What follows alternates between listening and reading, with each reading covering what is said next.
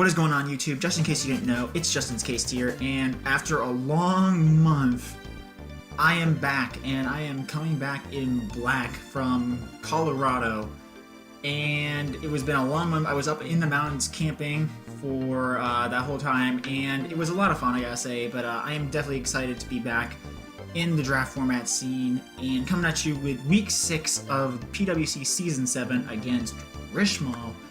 And Rich has got a pretty decently scary team, and going over it, I'm gonna jump into it real quick. What he's got, he has got himself Gengar, Starmie, Rotom Heat, Fortress, Hariyama, Leavanny, Mandibuzz, Diggersby, Virizion, Diancie, and Megazard X.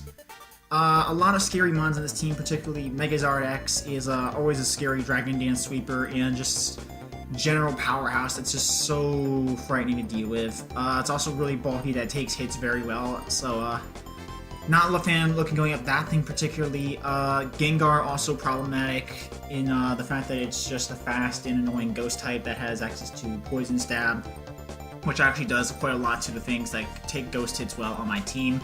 And then there is Mandibuzz being the nuisance of a wall that I'm not looking forward to dealing with, because looking at the calcs, I've ran the calcs, it's not a fun thing to ding. I have good mons to deal with it, but at the same time, this thing can pretty much almost take, if it's maxed out in a certain stat, 2 hits of anything, of whatever I want to throw at it. So jumping in, what I brought to take on this team particularly, jumping in is my Kaiju, Kieran Black, the boy, and Haban Berry, so it deals with Zardex, so I don't want to have to worry about that thing OHKOing me or trying to set up a Dragon Dance on me. If he gets smart and suspects a Bomberry, he'll Flare Blitz, and that's a worst case scenario for me. But fortunately, I'm hoping that doesn't come to that, and he'll go for the obvious Dragon Claw, and I'll live, and I'll be able to take it out. Zardex is actually really defensive. It has 110 base speed def, and I did the calcs on it, and Dragon Pulse, even on a bulkier Zardex with HP investment, and also just against the max attack here in black as well, with I ran the calcs between Dragon Claw and Deep Pulse, and Deep Pulse was just generally the better bet of how I want to deal with Zardex. I debated Draco Meteor, but the problem is if I miss a Draco or I have to drop a Draco on something and it doesn't kill and it gets a recover off, so just Starmie, Mandibuzz, etc., it puts me in a really bad spot, and I can't afford that, so I need Dragon Pulse for that. It has just a better chance of dealing with Zardex. So that's what I'm going with for this matchup. Roost for Longevity, Ice Beam for Mandy, and a couple of the Armada mons, just Virizion, and Earth Power to deal with Rotom Heat. Guarantees OHKOs almost any variant of Rotom Heat, and the speed is to outspeed Rotom by 2 points, and it speeds and outspeeds Adamant Zardex by 1 if it runs Adamant on an odd chance. So better odds for me there. It's hopeful thinking, but it's mostly just for the speed for the Rotom Heat, so that's good. And speaking of dealing with Rotom Heat, I have my Arcanine. We're going full-on Spadef Arcanine this week because Rotom is a problem. Otherwise, I have very hard to switch into Rotom. Miltank is Vic Fat, yes, but it's not dealing with its electric stab very well due to its lower Spadef. So I need Arcanine for this. I've used Spadef Arcanine against Rotoms in the past. It does really well at that job. So we're running Morning Sun for healing, Toxic to deal with Rotom and any of his other walls, such as Mandibuzz. Iron Head is for Diancie, because Diancie is actually a problem on paper. I'm hoping he doesn't bring it because I have Metagross, but I'm not 100% certain on that he might not get scared away by it, so it's there for that reason. And then Flare Blitz is just good stab coverage, gets rid of the Fortress. It's just good. I debated putting Fire Blast here just so I didn't have recoil, and Fortress is defensive, and Spadef is obviously not in his favor, but I needed the power for Iron Head, and I didn't want to drop it out of speed. So it's what we're going with this week, so I don't know, I might change it later, but I think this is the set we're going to go with Arcanine. Next up is Mega Sableye. We're back in black with this mon. We're going, well, maybe full-on defensive. That's to do with Hariyama, Zardex, etc., Virizion. Hardwall them physically. It's mainly also here to be a nuisance set, because I can run Foul Play. If he starts setting up Zardex Belly Drum, I can kill it instantly. If it's Swords Dances, I kill it faster. Dragon Dance, knock it down a notch very quickly.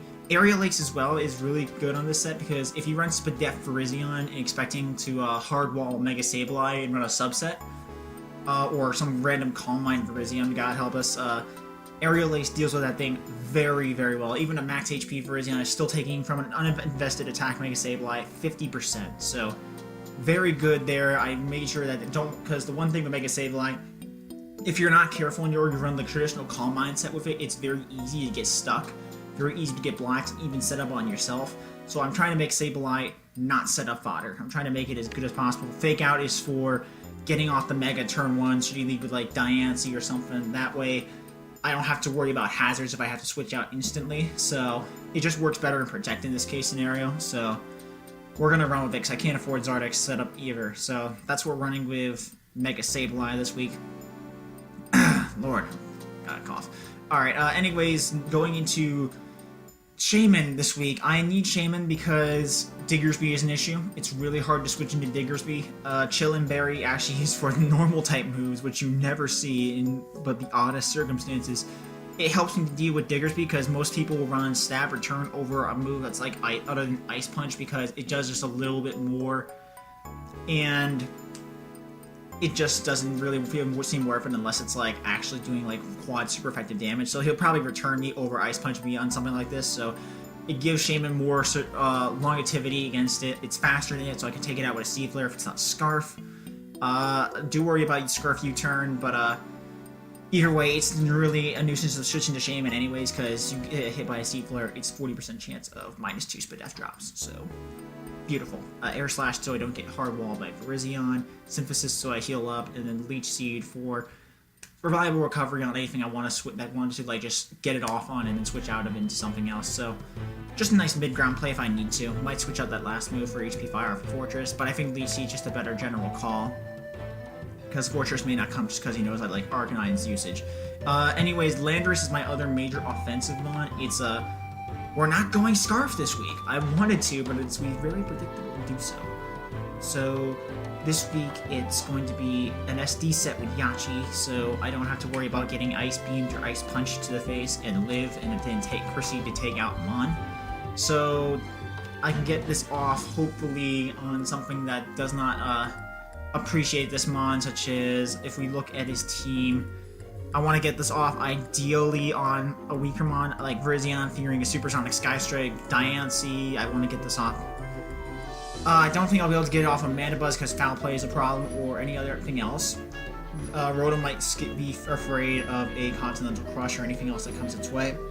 I do have Stone Edge for that reason, but ideally I get this off of one of his walls, I get it out of the Mandibuzz, Swords Dance up, and then proceed to take out his Mon as quickly as possible. I know it won't get me a full sweep because he has priority of Scarfs like Diggersby, Quick Attack, will easily be able to revenge kill me.